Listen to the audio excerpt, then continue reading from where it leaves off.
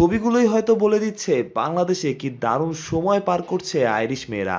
এই দলটা ঘুরে বেরিয়েছে দুনিয়ার বড় বড় দেশে। দুনিয়ার বিভিন্ন মূল্যকে তাদের খেলে বেড়ানোর অভিজ্ঞতা আছে। কিন্তু কখনো কি তারা এমন আতিথেয়তা পেয়েছে? উত্তর না হওয়ারই সম্ভাবনা বেশি। ট্রফি উন্মোচন থেকে শুরু করে শুক্রবারের রিক্সা রাইড, যেন উৎসবের আবহে কাটছে আয়ারল্যান্ডের বাংলাদেশ সফর।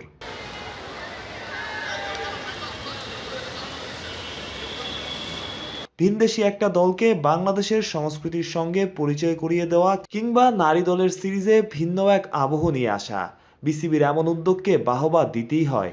এমন অবস্থা আয়ারল্যান্ড যেন ভুলতেই বসেছে বাংলাদেশের বিপক্ষে প্রথম ওয়ানডে হারের কথা। স্বাগতিক দল অবশ্য বেশ সতর্ক। আয়ারল্যান্ডের আমার কাছে মনে হয় ওরা ডিপেন্ড করে পেস বা বোলিং সাইডটা ওরা ডিপেন্ড করে সুইংয়ের উপরেই। যে প্রথম 10 থেকে 15 ওভার যদি আমরা সুইংটা হ্যান্ডেল করতে পারি, তো আমাদের মনে হয় ওই জায়গাটা আমাদের কনসার্নটা বেশি। এবং এটার জন্য আমি তো আসলে আমাদের ওপেনারও অসাধারণ ক্রিকেট খেলছে দুজন। যদিও হয়তো আপনারা বলতে পারেন যে এত কম রান কেন হয়েছে, বাট যেহেতু প্রথম আমরা আয়ারল্যান্ডের সাথে এরকম একটা কন্ডিশনে খেলতেছি, তো সুইংটা হ্যান্ডেল করাটা কিন্তু নট ইজি।